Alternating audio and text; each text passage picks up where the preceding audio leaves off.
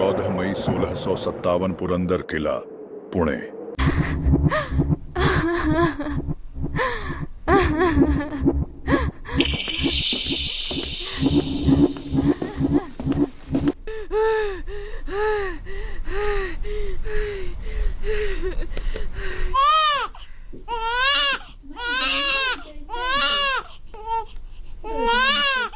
महारानी साहिबाई और बच्चा दोनों कैसे हैं? राजे, दोनों सुरक्षित हैं। वो तो होगा ही। ये मराठा का सिंह जो है, ये इस साम्राज्य का गौरव बनेगा। इसका नाम संभाजी होगा।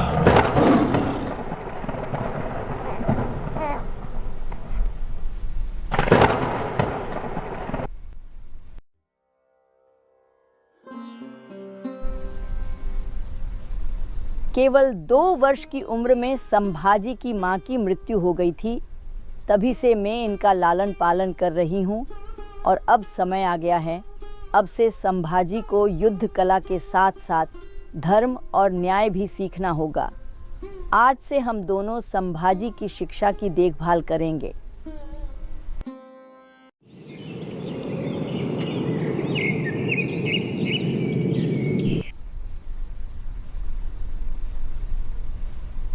धर्मम च राष्ट्रम च समानम ध्येयम, अर्थात धर्म और राष्ट्र की सेवा समान उद्देश्य होने चाहिए।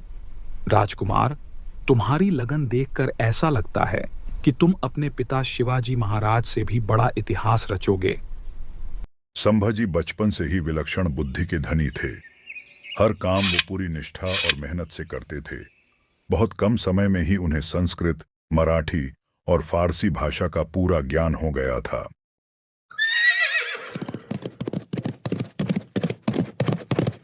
आठ साल के हमारे संभाजी को घुड़सवारी सीखने का मन हुआ। पहली बार सीखते समय ही वह पूरी गति से घोड़े को दौड़ाने लगते हैं और तभी अचानक गिर जाते हैं। अगर गिरकर हार मान ले तो यह मराठा का अपमान होगा। गिरने के बाद भी वे वीर की तरह उठते हैं और वापस सवारी शुरू करते हैं। बोलो पार्वती पता, हर हर महादेव। यह है सोयराबाई भोसले, जो शिवाजी महाराज की दूसरी पत्नी और संभाजी की सौतेली मां है।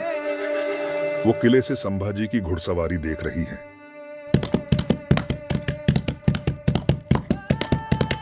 काश मुझे भी एक बच्चा होता जिसे मैं शिवाजी महाराज के बाद मराठा साम्राज्य का उत्तराधिकारी बनाती।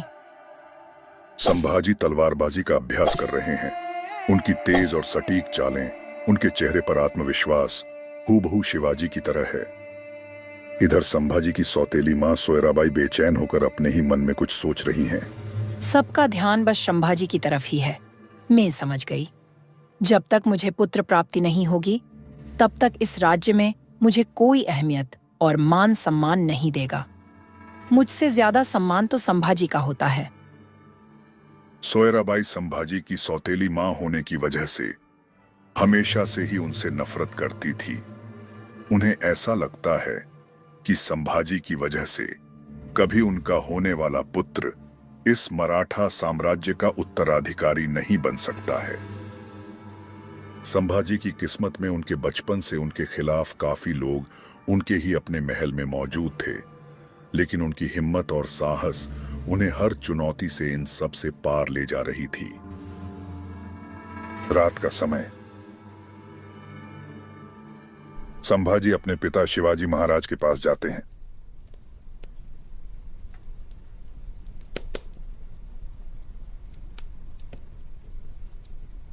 बेटा, एक बात हमेशा ध्यान रखना, कभी कभी अपने ही लोग इस खंजर की तरह होते हैं।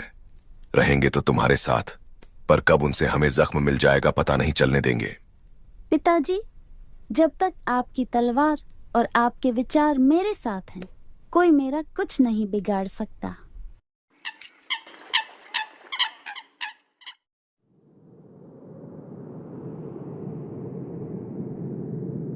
हमारी मातृभूमि शांति में कितनी खूबसूरत लगती है, पर कुछ बाहरी लोग इसकी शांति का फायदा उठाने की कोशिश कर रहे हैं। लेकिन हम इस भूमि के रखवाले उन घुसपैठियों को बताएंगे ये भूमि खाली नहीं शेरों से भरी है। जय भवानी, जय भवानी, जय भवानी, जय भवानी, जय भवानी। जय भवानी। अब 1607 के दशक में मराठा साम्राज्य तेजी से बढ़ रहा था। शिवाजी ने कई मुगल किलों पर कब्जा कर लिया था और दक्षिण भारत में मुगलों के प्रभाव को कमजोर करते जा रहे थे। 1664 में शिवाजी ने मुगलों के सबसे अमीर व्यापारिक शहर सूरत पर आक्रमण किया और भारी धनराशि लूट ली। इसके बाद उन्होंने कई किलों पर कब्जा कर लिया और मुगल प्रशासन को कमजोर कर दिया।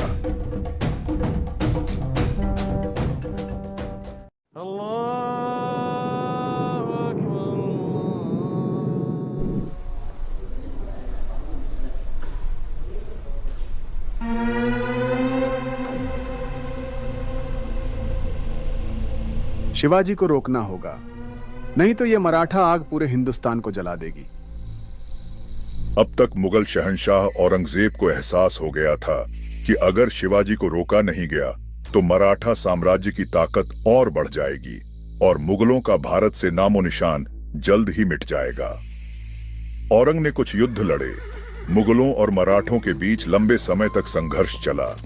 मराठा मुगलों से काबू नहीं हो रहे थे। ये देखते हुए मुगल शहंशाह औरंगजेब एक चाल खेलता है।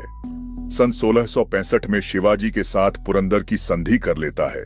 इस संधि के अनुसार शिवाजी को 23 किले मुगलों को देने पड़े और बदले में उन्हें राजा का दर्जा दिया गया। औरंगजेब ने संधि को मजबूरी में स्वीकार किया, लेकिन वह अंदर ही अंदर मराठा साम्राज्य को खत्म करना चाहता था। इसीलिए अब औरंगजेब इस खेल को खत्म करने चाहता है। शिवाजी को मारने के लिए तलवार की जरूरत नहीं।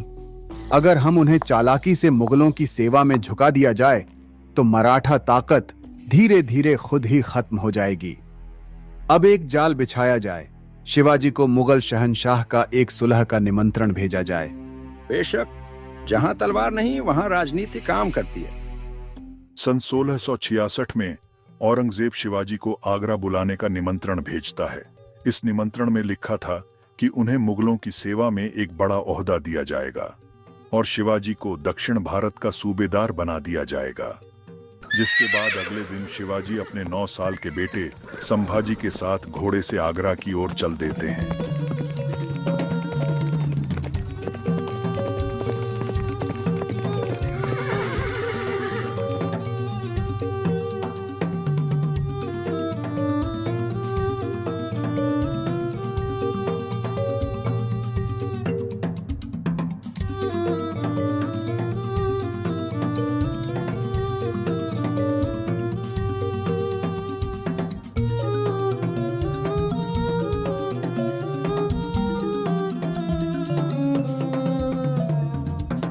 औरंगजेब ने शिवाजी को दरबार में बुलाया और जानबूझकर उन्हें तीसरी पंक्ति में खड़ा कर दिया, जो उनके कद के हिसाब से बहुत छोटा स्थान था।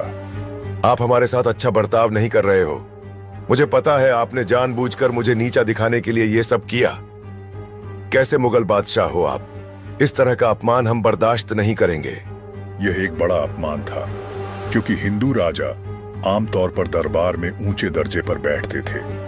शिवाजी को एहसास हो गया कि यह सिर्फ एक चाल थी और औरंगजेब उन्हें गिरफ्तार करने का मौका ढूंढ रहा था। क्योंकि जैसे ही शिवाजी ने इस अपमान का विरोध किया, औरंगजेब ने बादशाह से ऊंची आवाज में बात करने के जुर्म में तुरंत उन्हें कैद करने का आदेश दे दिया।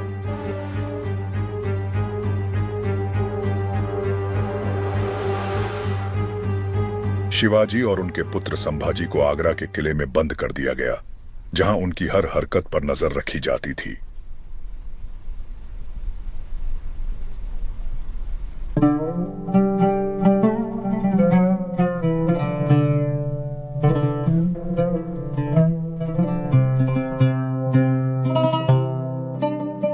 शिवाजी, मराठा शक्ति को बचाना चाहते हो तो मैं तुम्हें 2 रास्ते देता हूं। या तो इस्लाम कबूल करो या मराठा साम्राज्य को हमारे कदमों में सौंप दो। औरंग, ये तब संभव है जब सूरज अपना तेज छोड़ दे, जब समुद्र अपनी लहरों को रोक दे, तब शायद मैं मराठा स्वराज्य छोड़ दूं। शिवाजी, एक अक्लमंद इंसान जिंदा रहने का रास्ता ढूंढता है, पर लगता है तुमने मरने का रास्ता चुना है। मौत से, उससे तो तू डरता होगा औरंग, तभी तो तूने षड्यंत्र से मुझे बंदी बनाया। नहीं तो एक बार रणभूमि में आजमा का देख। खैर जाने दो, अब तुम चाहते ही हो मराठाओं को मैं अपने हाथों से खत्म करूं, तो उनका मैं ऐसा हाल करूंगा उनकी चीखें यहां तक सुनाई देगी। पर अफसोस तुम कुछ नहीं कर पाओगे।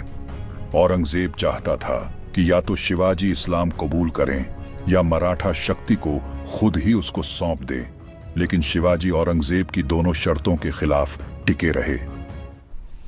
शिवाजी अपने बेटे संभाजी के साथ मिलकर आगरा के कारागार से भागने की योजना बनाते हैं। शिवाजी औरंगजेब की नीति समझ गए थे, तो उन्होंने शांत रहना शुरू कर दिया था। वे उनकी निगरानी करने वाले सैनिकों से हंसी मजाक करने लगे। वो औरंगजेब को महसूस कराते रहे कि वह अब हार मान चुके हैं, अब वो कैद से नहीं निकल पाएंगे। कुछ महीने बीतने के बाद शिवाजी ने बीमार होने का नाटक किया, तो उन्होंने औरंगजेब से अपनी तबीयत ठीक कराने के लिए जरूरतमंद की मदद करके उनसे दुआ लेने का जिक्र किया। इस योजना में वो गरीबों को फल और मिठाइयां दान करने लगे। काफी समय तक तो इन टोकरियों की जांच पहरेदार करते रहे, लेकिन यह रोजाना होने की वजह से जांच होना बंद हो गया। तभी एक दिन शिवाजी महाराज अपने बेटे के साथ मौका देखकर टोकरियों में बैठकर फलों के सहारे किले से बाहर निकल जाते हैं, कैद से आजाद हो जाते हैं।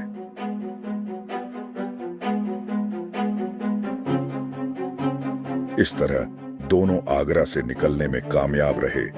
अब किले से निकलते ही शिवाजी खुद का और अपने बेटे संभाजी के वेश बदल देते हैं ताकि कोई उन्हें पहचान न सके। वे दोनों उत्तर भारत की गलियों से होते हुए राजस्थान के रास्ते महाराष्ट्र पहुंचे। यह सफर 1200 किलोमीटर लंबा था और हर पल मौत का खतरा मंडरा रहा था।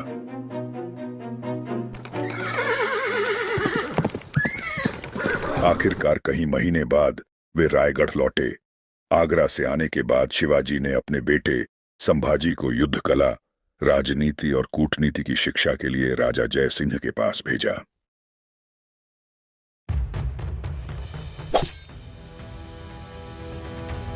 तेरह साल की उम्र तक संभाजी युद्ध कला के हर क्षेत्र में परिपक्व हो चुके थे। घुड़सवारी, तलवारबाजी, युद्ध में दुश्मन को हराने की कला संभाजी के लिए अब आम बात थी। यह उनकी दादी जीजाबाई की बचपन की शिक्षा और साहस ही था जिसने इतनी सी उम्र में ही संभाजी को मराठा साम्राज्य का एक वीर योद्धा बनाया। संभाजी ने युद्ध और राजनीति में महारत हासिल करना जारी रखा। इस दौरान वे अपने पिता शिवाजी के मार्गदर्शन में मराठा साम्राज्य के विस्तार और सुरक्षा के लिए काम करते रहे। समय के साथ उन्होंने मुगलों के खिलाफ युद्धों की शुरुआत भी कर ही दी थी। इसी दौरान 1670 में संभाजी की सौतेली मां सोयराबाई को पुत्र प्राप्ति होती है, जिसका नाम शिवाजी राजा राम रखते हैं। राजा राम नाम रखने के पीछे शिवाजी महाराज और उनके परिवार की धार्मिक आस्था और प्रतीकात्मक सोच थी। मराठा परिवार भगवान राम के अनन्य भक्त थे। शिवाजी को भगवान राम के गुण, धैर्य, न्यायप्रियता और साहस में गहरी आस्था थी, इसलिए वो अपने छोटे बेटे का नाम राजा राम रखते हैं।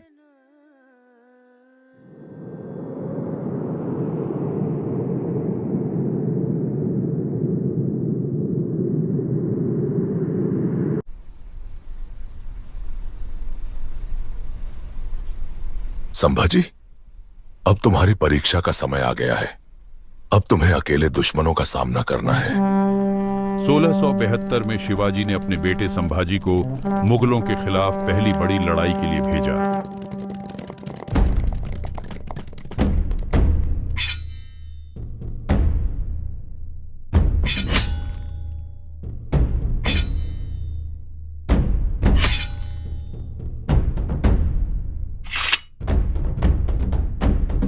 गुजरात के इस युद्ध में संभाजी ने अपनी वीरता दिखाई और मुगलों को भारी नुकसान पहुंचाया। इस युद्ध के बाद शिवाजी को यकीन हो गया कि संभाजी एक महान योद्धा बनने के लिए तैयार है।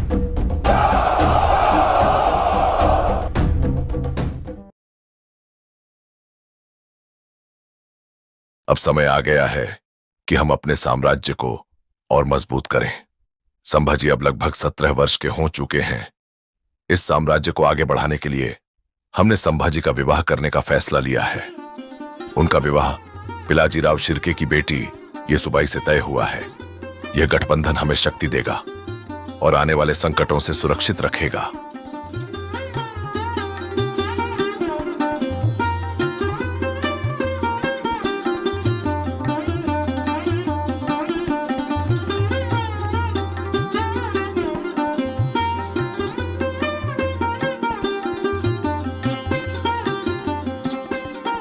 संभाजी की शादी के कुछ दिनों बाद शिवाजी को छत्रपति का ताज पहनाया गया। उन्होंने दक्षिण भारत में कई किले फतेह किए और मराठा साम्राज्य को और शक्तिशाली बना दिया। शिवाजी के छत्रपति बनने के 12 दिन बाद ही कुछ ऐसा हुआ जिससे पूरे मराठा साम्राज्य को गहरा धक्का लगा।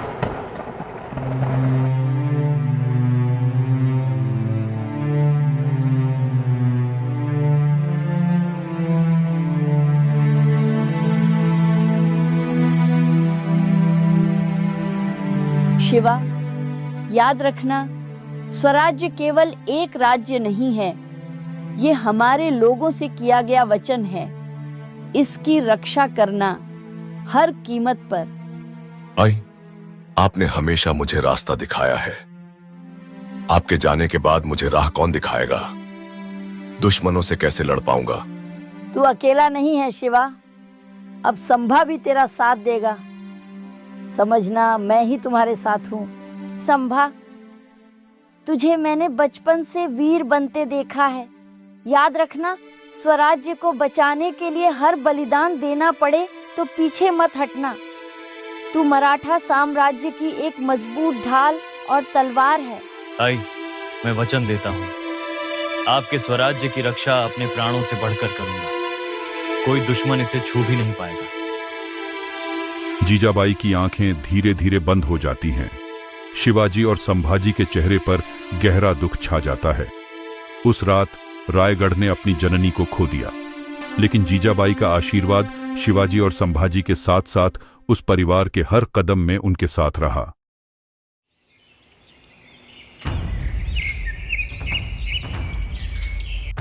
एक राजकुमार के रूप में संभाजी महाराज ने एक से अधिक अवसरों पर अपनी बहादुरी और सैन्य प्रतिभा साबित की।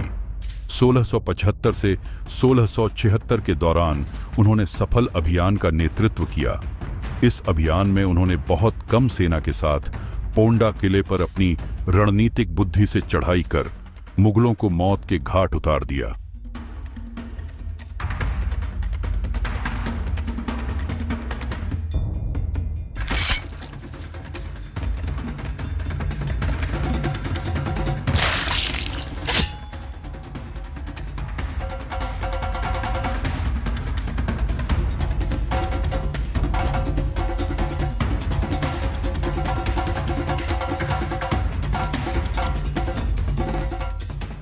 शिवाजी महाराज अपने वरिष्ठ सेना नायकों के साथ गोलकुंडा और बीजापुर के खिलाफ रणनीति बना रहे हैं। तभी अचानक संभाजी वहां आते हैं और कहते हैं, महाराज, मैंने पोंडा में अपनी योग्यता साबित कर दी है। इस अभियान में मैं भी आपके साथ जाना चाहता हूं। नहीं संभा, इस बार तुम रायगढ़ में ही रहोगे। मेरे अनुपस्थिति में आप यहां सबको संभालेंगे। क्या मैं आपके साथ युद्ध में खड़े होने योग्य नहीं हूं? बात वो नहीं है। एक साम्राज्य को योद्धाओं की जितनी आवश्यकता होती है, उतनी ही एक शासक को धैर्य करने की भी होती है। तुम्हें धैर्य सीखना होगा संभाजी। शंभा उनके आदेश के सामने सिर झुकाते हैं और बिना कुछ कहे वो दरबार से बाहर निकल जाते हैं।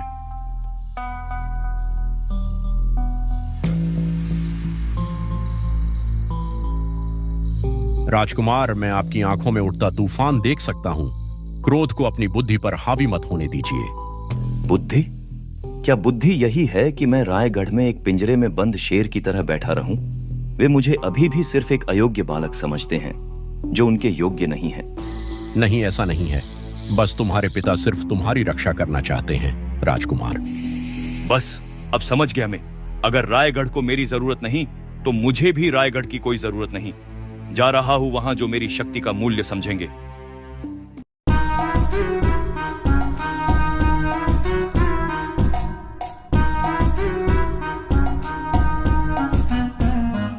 जनाब, आपको बाहर आना चाहिए। एक अप्रत्याशित मेहमान आया है।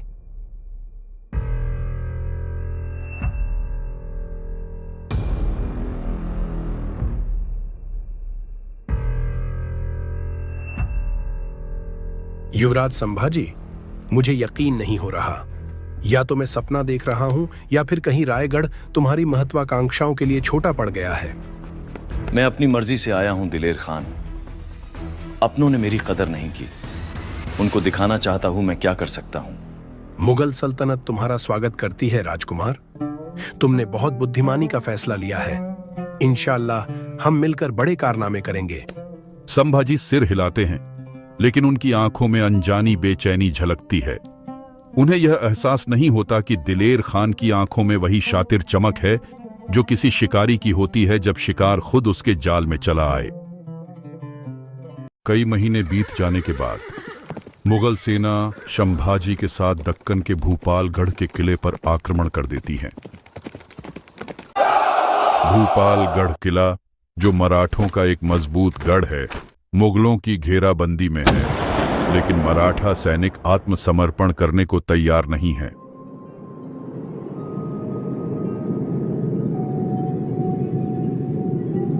तभी दिलेर खान बोलता है, 16 दिन हो गए और ये अभी भी झुके नहीं। लगता है अब अपने प्यादे की चाल चलनी होगी। दिलेर खान संभाजी को आदेश देता है कि उनसे जाकर कहो किले का दरवाजा खोल दे। संभाजी भी सोचते हैं कि ऐसा करने से बेवजह का रक्तपात रुक जाएगा। संभाजी किले के दरवाजे पर खड़े होकर फिरंगोजी को द्वार खोलने को कहते हैं। फिरंगोजी और उनके सैनिक स्तब्ध रह जाते हैं कि युवराज दुश्मनों का साथ क्यों दे रहे हैं। फिरंगोजी भारी मन से दरवाजा खोलने का आदेश दे देते हैं। जैसे ही द्वार खुलता है, मुगल सैनिक अंदर घुस जाते हैं और अंदर रक्तपात मच जाता है। मुगलों के हाथों मराठा योद्धा एक एक कर गिरते जाते हैं।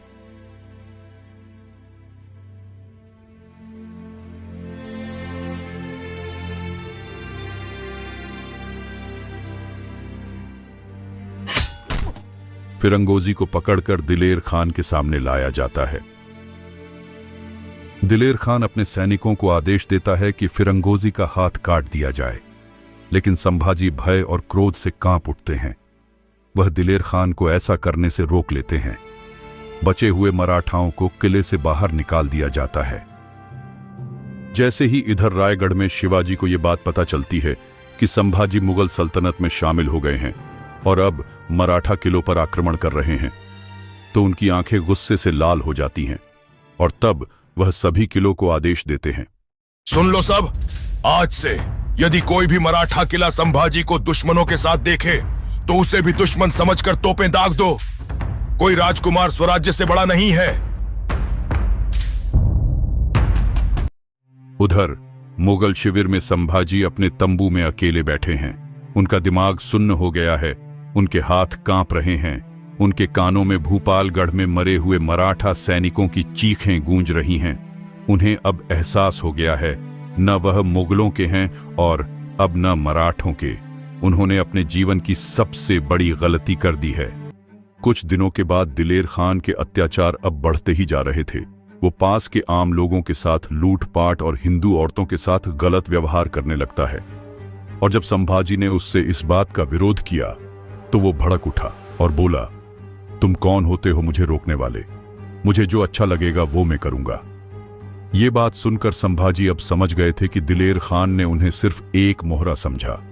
संभाजी अब ना तो अपने पिता शिवाजी के पास जा सकते थे और ना ही मुगलों के साथ रह सकते थे। वो बड़ी ही दुविधा में पड़ गए थे कि अब करे तो क्या करें। इधर दिलेर औरंग को खबर पहुंचा देता है, शंभा अब मुट्ठी से बाहर निकल रहा है। औरंगजेब तुरंत उसको बंदी बनाने का फरमान भेज देता है। जैसे यह बात संभाजी को पता चलती है, वह तुरंत वहां से भागने लगते हैं।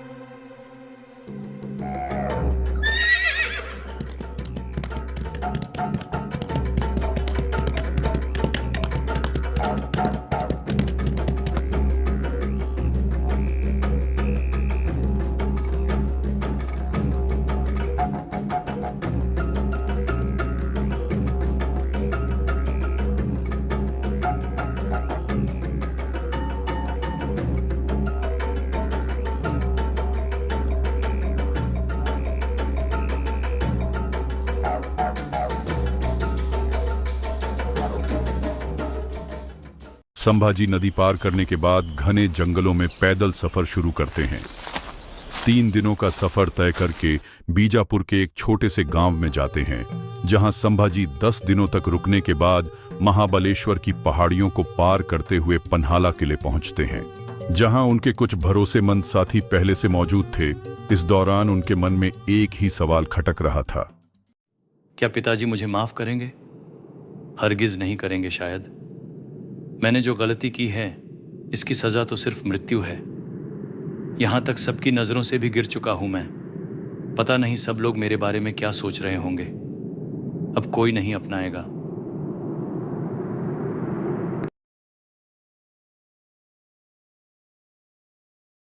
मैं तो आज तक असमंजस में हूं। मुझे यकीन ही नहीं होता महाराज कि संभाजी ने मुगलों का साथ दिया। आपने हमेशा उसे मराठा साम्राज्य का भविष्य समझा था, पर देखिए उसने आपके और मराठाओं का विश्वास को कैसे तोड़ा। मुझे भी यही चिंता है महारानी। अगर संभाजी लौटता भी है तो क्या मराठा साम्राज्य फिर से उसे अपना राजा मान सकेगा? महाराज, भविष्य के लिए हमारी उम्मीदें राजा राम से जुड़ी होनी चाहिए। वह अभी छोटा है, लेकिन सही मार्गदर्शन में है। वह मराठा साम्राज्य की बागडोर संभाल सकता है। संभाजी ने तो अपने कर्मों से अपना रास्ता खुद ही अलग कर लिया है। सोयराबाई इस मौके का पूरा फायदा उठाकर शिवाजी के मन में संभाजी को लेकर जहर घोल देती हैं। सोयराबाई के शब्द शिवाजी महाराज के मन में धीरे धीरे जहर की तरह असर करने लगते हैं। उनका विश्वास डगमगाने लगता है। पन्हाला किला। संभाजी अकेले बैठकर रायगढ़ की ओर देखते हैं। उनकी आंखों में पश्चाताप और चिंता साफ झलकती है। मैं कब तक ऐसे ही भटकता रहूंगा? शायद अब वापस मुझे रायगढ़ जाना ही चाहिए। क्या पिताजी मेरा इंतजार कर रहे होंगे, या मैंने सच में सब कुछ खो दिया? अब जो भी होगा देखा जाएगा। जाकर मैं माफी मांग लूंगा। इधर रायगढ़ में सोयराबाई शिवाजी को भड़का चुकी थी और उधर संभाजी वापस रायगढ़ लौटने के लिए तैयार हो रहे थे। क्या कभी शिवाजी महाराज संभाजी को माफ करेंगे, या रानी सोयराबाई ने जो कहा वही करेंगे? देखेंगे अगली कड़ी में।